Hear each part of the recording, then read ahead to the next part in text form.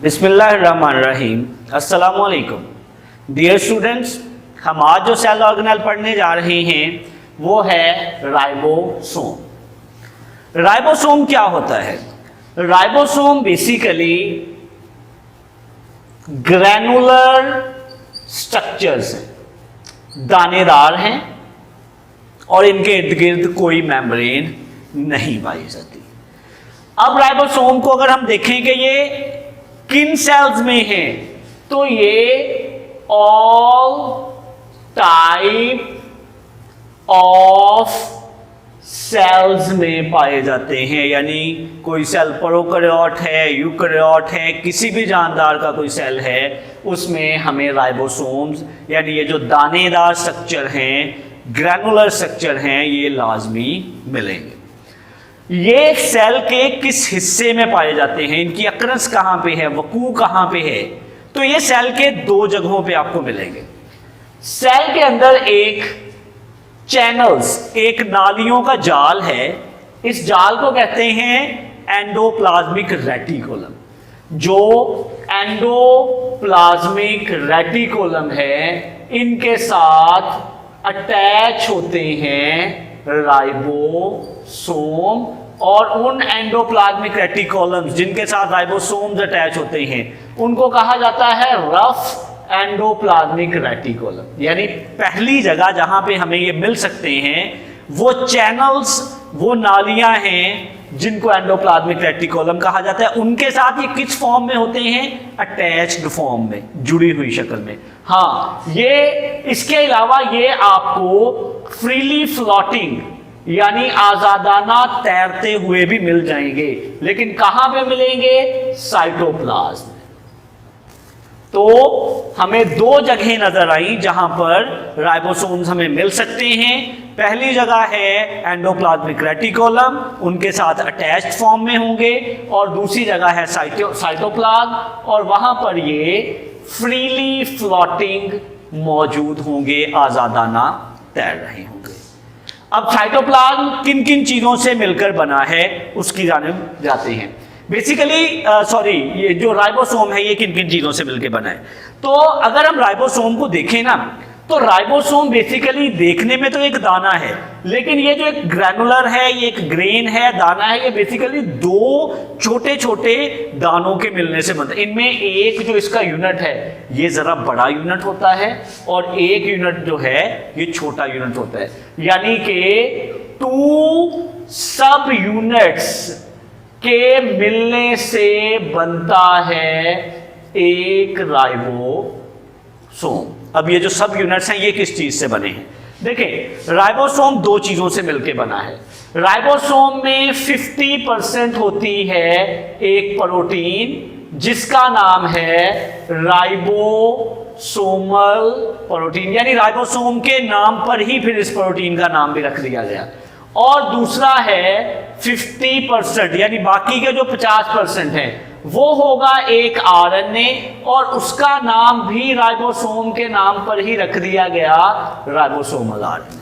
यानी कि राइबोसोम का जो एक ग्रेन है ये 50% बना होगा प्रोटीन से, राइबोसोमल प्रोटीन से, और 50% बाकी का जो आधा है वो बना हुआ होगा एक आरएनए से जिसका नाम है राइबोसोमल आरएनए। जो इसका काम है, काम ये है कि बेसिकली इसका काम है प्रोटीन सिंथेसिस, प्रोटीन की तैयारी। यानी कि आप राइबोसोम को अ फैक्ट्री ऑफ प्रोटीन भी कह सकते हैं। ये एक ऐसी सेल ऑर्गेनेल है जो कि प्रोटीन की तैयारी करती है। देखें, राइबोसोम ये थोड़ा सा हमारे सिलेबस का हिस्सा नहीं है, सिर्फ एक इंफॉर्मेशन के लिए मैं आपको बताता हूं कि राइबोसोम प्रोटीन कैसे तैयार करते हैं। जो सेल के अंदर डीएनए है, डीएनए पर लिखा होता है प्रोटीन को तैयार करने का तरीका। वहां से एक मैसेज यानी मैसेंजर आरएनए की शक्ल में जो पैगाम है वो लाया जाता है किस तक? राइबोसोम तक।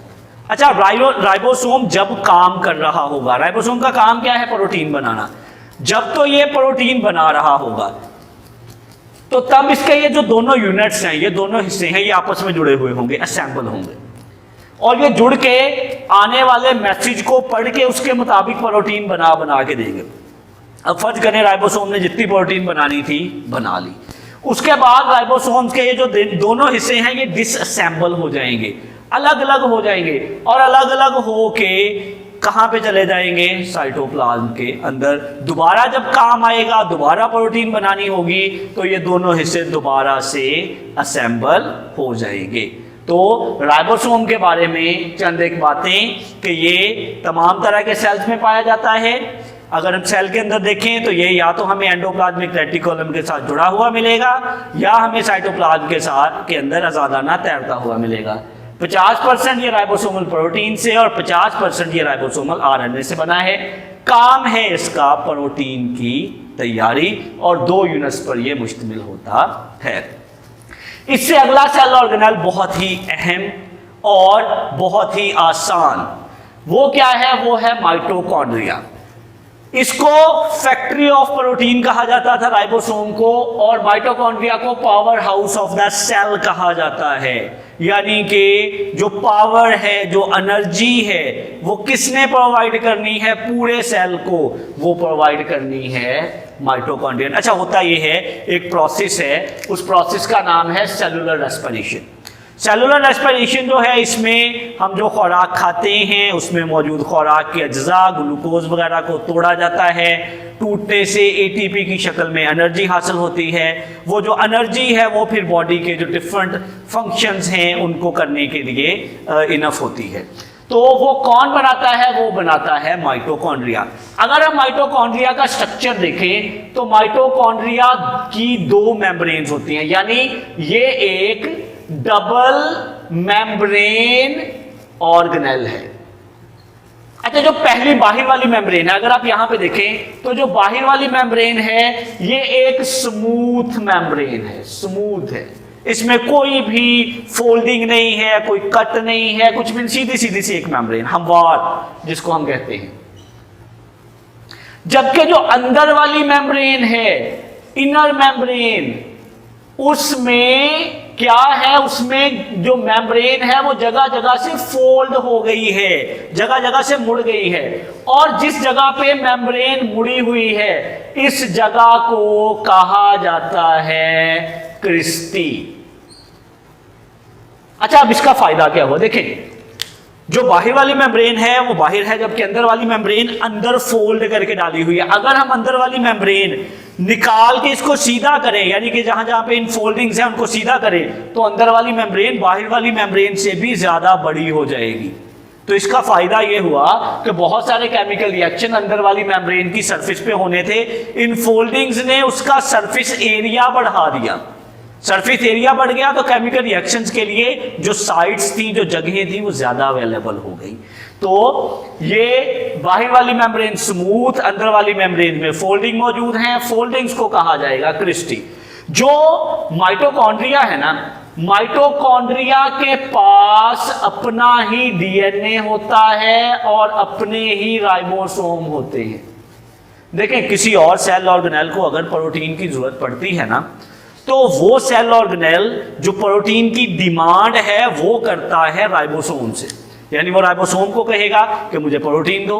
लेकिन अगर माइटोकॉन्ड्रिया को एनर्जी की जरूरत पड़ती है, इसके पास प्रोटीन बनाने वाली रेसिपी बुक भी मौजूद है, यानी जिस पे लिखा है प्रोटीन बनानी कैसी है, और प्रोटीन जिसने बना के देनी है, यानी राइबोसोम, वो दोनों पार्ट्स मौजूद हैं।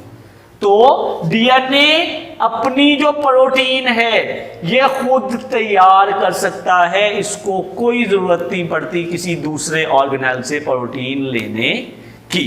इसके अलावा जो माइटोकॉन्ड्रिया है, इसके अंदर एक ग्रैनुलर फ्लूइड, एक दानेदार मादा पाया जाता है जिसको कहा जाता है मैट्रिक्स। इसका फंक्शन क्या है? इसका जो फंक्शन है वो है एनर्जी प्रोडक्शन, और ये फंक्शन हम power house of the cell जब ये बात कर रहे थे तो हम ऑलरेडी इसके बारे में बात कर चुके हैं। तो इसके साथ ही हमारा जो आज का लेक्चर है वो इख्तिताम पजीर हुआ। इससे अगले लेक्चर में किसी नए टॉपिक के साथ आपकी खिदमत में हाजिर होंगे। तब तक के लिए इजाज़त दें। अल्लाह हाफ़िज़।